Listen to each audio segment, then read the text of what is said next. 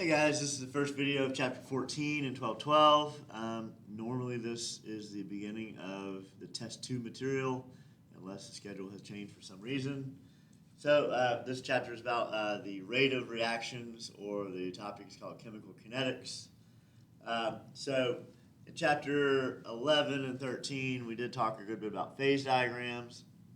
So phase diagram shown is one of the ones that's a little bit unusual. It's the phase diagram of carbon. Carbon actually has 4 physical states that you can go through. It has, of course, vapor, liquid, and then 2 solid states that you can go through, diamond and graphite. So, under normal conditions, which if we think about normal conditions on a phase diagram, that's temperature and pressure. Normal pressure, or normal temperature is about 298, so that would put me about right here on the scale between 0 and 2000, so over here. And then normal pressure, this scale uses pascals, and actually around 10 to the 5th pascals is normal atmospheric pressure.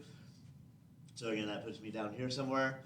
So if I'm in this region of the graph, it makes sense that carbon's normal form at room temperature and normal pressure would be graphite. But anybody who has ever bought jewelry or looked around, you see that diamonds do exist at normal temperature and pressure. Okay, so that should kind of raise some warning bells of, we just said carbon should be in the form of graphite under normal conditions. So how do we explain the fact that diamonds can exist on the surface of the Earth? Okay, and the answer to that is they do exist because they form under extreme conditions. Specifically, diamond is most stable under high pressure. So underground, during normal geological processes, the pressures that are needed to form diamond are achieved. So carbon goes into the form of diamond. But when we dig the diamonds out of the ground, bring them to the surface, diamonds will undergo a phase change from diamond to graphite.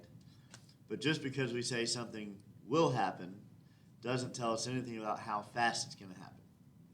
Okay, so it's a little bit ironic. The statement that diamonds are forever is actually untrue, because give a diamond enough time, and it may be on the scale of millions of years, but eventually that diamond is going to turn into graphite and, of course, lose all its value. So, how do we know how fast a reaction is going to go? Well, essentially, we can look at the thermodynamics, and based on the phase diagram, we can predict that diamond will turn into graphite.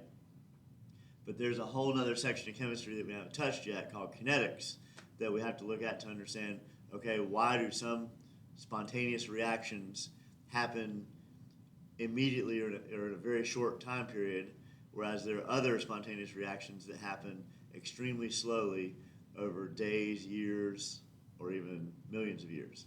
Okay, so that's what this chapter is about. It's called kinetics.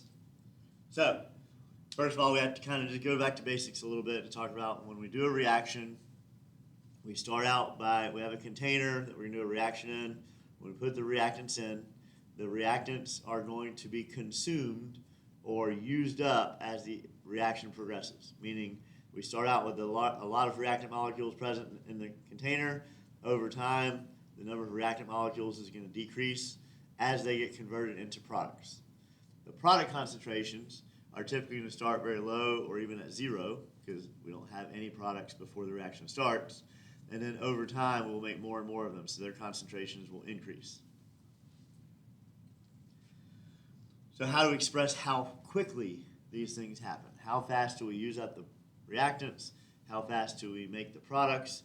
Well, the units that we're going to use are going to be in terms of, it's going to be the change in the concentration of either the reactant or products. Again, it just depends on the situation as to which one we're looking at.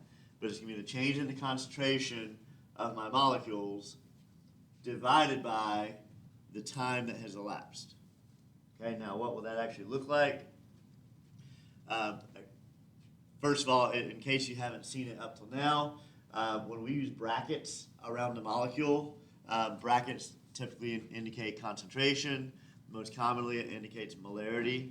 So if I put brackets around HCl, that means I want the concentration of HCl. Okay, so it'll be the change in the concentration of a reactant or product divided by the change in time during the experiment that we have studied. So the actual units will end up being, most of the time, molarity is my concentration unit, and then my time unit could be seconds or minutes or hours. I mean, whatever unit I need to use there could appear in place of the seconds. Now, to go further though, the way we represent molar per second will vary. If you look in the book, if you look on worksheets and all that kind of stuff, sometimes they're going to split molarity, which means moles per liter. It's going to split it into the separate units. So it'd be moles on top, the liter goes on the bottom with seconds. So it could be moles over liters times seconds on the bottom. Or I could do molarity times, if something's in the bottom, I can also represent it with a negative exponent. So just be aware that the way the units are written will change from source to source. All we have to do is really recognize what all those mean, and you can choose which way you want to write it yourself. So generally, the rate of it that a product is being formed, whatever concentration per second or whatever we're using, it will be directly related to the rate that the reactants are being used up. Okay? In a balanced equation, the ratio that we have at the coefficients is going to give us, every time molecule A reacts, it's going to form 3 of molecule C on the other side. So there'd be a 1 to 3 ratio. That ratio carries over to when we're talking about the rates. So they're proportional to each other, although the reactant concentrations are going down and the product concentrations are going up. So that reaction, molecule A reacts to form molecule B. I could write the rate of this reaction in 2 ways. First, if I focus on the product, I could say the rate that this reaction is moving could be expressed by the change in the concentration of molecule B over the change in time. Okay? Now, concentration of B is going to be increasing, so the change in the concentration of B is going to be a positive number. Change in time is going to be a positive number. So if I express the rate in terms of a product, it'll always come out to be a positive number. All right? Now, if I express the same rate for this reaction in terms of the reactant, then what will happen is my change in the concentration of A is actually going to be a negative number because A is the reactant. It's getting used up. So, and remember, change is always the final minus initial. So for the reactant, the final concentration is going to be less than the initial. So I do final minus initial, that's going to give me a negative number. When we talk about rate, we prefer to give a positive value for rate. So when I actually measure the change in concentration of A, if it's negative, I'm going to change the sign, negative of a negative, so that I'll give a positive value for the rate. The rate of a reaction should always be given as a positive value. That's just the preferred way to do it. So, graphically, I look at the data collected for this experiment. Again, the balanced equation is at the top. I'm reacting H2 with 2 ICLs to form I2 and 2 HCl's. If I look at this graph, obviously the red lines or the red curves are representing the reactants. Specifically, ICl is starting at 2 molar and H2 is starting at 1 molar. Now, you may notice we're starting with twice as much of ICl as H2. There's a good reason for that. They react in a 1 to 2 ratio, so it makes sense that starting out, I'm going to put in twice as much of the one that has a 2 in front of it. Okay? Now, I start out with the red lines means I have reactants initially. My blue lines are my products. They start at 0. So before the reaction begins, I don't have any products in the container. Now, over time, I mix the things together. I close the container and let the reaction go. What I see is my reactant concentrations come down. My product concentrations come up. Okay? The steepness of the curve at any given point is going to tell me how fast the reaction is going. So I look at the red line for ICL, the curve. At what point is this curve the most steep? And the answer is, at the very beginning is when the drop-off is going to be the most severe. So that slope right there at the beginning of the curve demonstrates for us that a reaction will be fastest at the very beginning. Now, why would a reaction be faster at the very beginning? And why, over time, this curve slowly starts to level out, and basically, as it approaches zero, it'll get more and more level, so it could take forever before it reaches zero. That would be, it's approaching zero, but never reaches it. So, why does it do that? Well, just think about, in order for a reaction to happen, my reactant molecules have to collide with each other. When they collide with each other, that's when they can react. The more molecules I have in the container of the reactant molecules, the more of them I have, the more collisions I have. The more collisions I have, the faster the reaction goes. So initially, I'm going to have lots of collisions going on. The reaction is fast, reactant concentrations go down quickly. Over time, if there are fewer molecules present of the reactants, there will be fewer collisions occurring. So eventually it gets to where the reaction goes slower and slower and slower, and the curves level off. I see the same effect going on with the blue curves. It starts out that I'm making the products very quickly, so the slope of the blue curves are steep initially, but again, they level off over time because the amount of products I'm making later on are going to be much less than what I started with. Okay? Now, last thing I'll point out, the ratio of my two blue curves. My I2 comes up not quite as steep as my HCl. So when I look at that, I wonder, okay, why don't they come out at the same rate? Why are the steepness of these two curves different from each other? Well, again, it just comes down to the ratio in the Malus equation. Every time I make an I2 molecule, I'm going to be making two HCl's. So HCl is being formed twice as fast as I2. So the upper blue curve, that's HCl. If I calculated the steepness or the slope of this curve at any point, it would be twice as much as the I2 curve because I'm making two of those for every one of the I2s. Okay? So there's a lot of information in that curve, or that graph, make sure you can interpret it. Now, so we just demonstrated in that graph that when we have coefficients that are not one-to-one all the way through a balanced equation, then that's going to be reflected in the rate of each of those components. So let's just say I have a reaction, A plus B yields C plus D. The lowercase letters represent the coefficients, which are all different numbers other than ones. Essentially, this is a little confusing at first, but if I want to talk about how fast this reaction is going, so the overall rate of reaction, I'm going to do a correction factor here where I'm going to take the rate that A is changing, so the change in the concentration of A or the change in time, that's my rate if I'm focused on A. And then I'm going to correct it, the overall rate for any of these components. If I want to calculate a rate for the reaction, I want everybody that does a problem about this reaction to come up with the same overall rate. It shouldn't matter which component of the reaction you look at.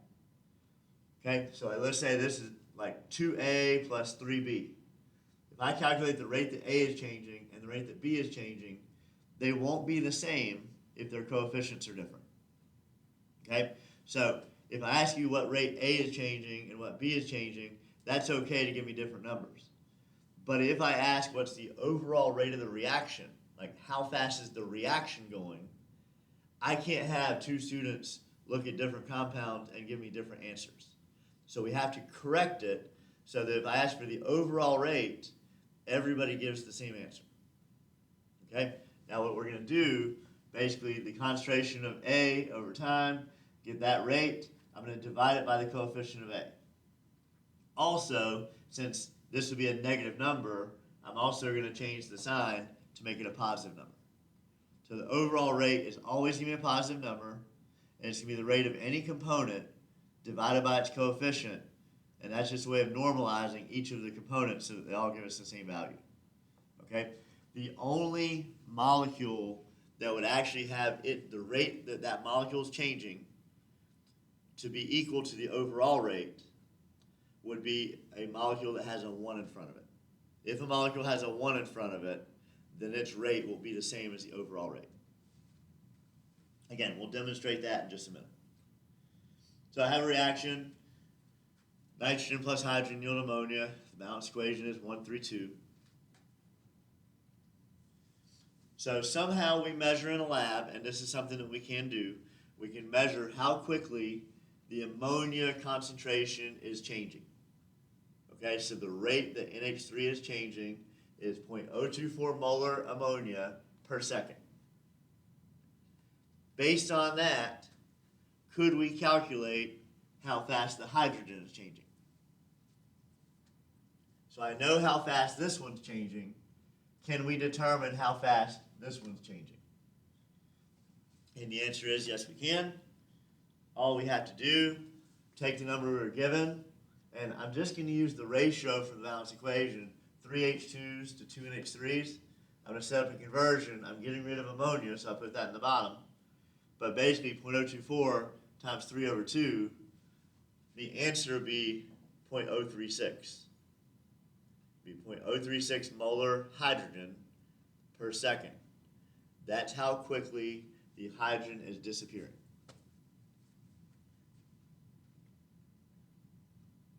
So then the next question is, okay, well, what about nitrogen? I know how fast this one's changing at 0.024 molar per second. This one's changing at 0.036 molar per second, we just found out. So how fast is this one changing? All right, well, again, I would do the same thing, start out with 0.024 molar ammonia, and this time I would use a 1 to 2 ratio. In my ratio, so it would be 0.024 times 1 over 2, which is going to give me 0.012 molar per second.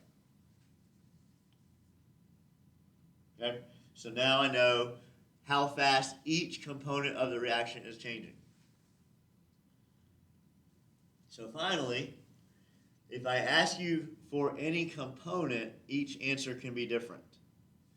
But if I ask you, what's the rate of the reaction, so just a general rate, how fast is this reaction going, we often refer to that as the overall rate. At that point, we all have to give the same answer. Now, how do I do that? Well, first of all, if a component has a 1 in front of it, then its rate will equal the overall rate. So if I look at my reaction, nitrogen has a 1 in front of it, so its rate, which we just said was 0.012 molar per second, that's going to equal the overall rate. But even if I don't have that one, I can use the other ones to find the overall rate as well. The problem told me that the ammonia was changing at 0.024 molar per second.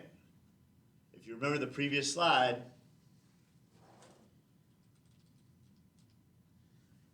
if we can find the rate that any component is changing, divide by its coefficient, that's going to equal the overall rate.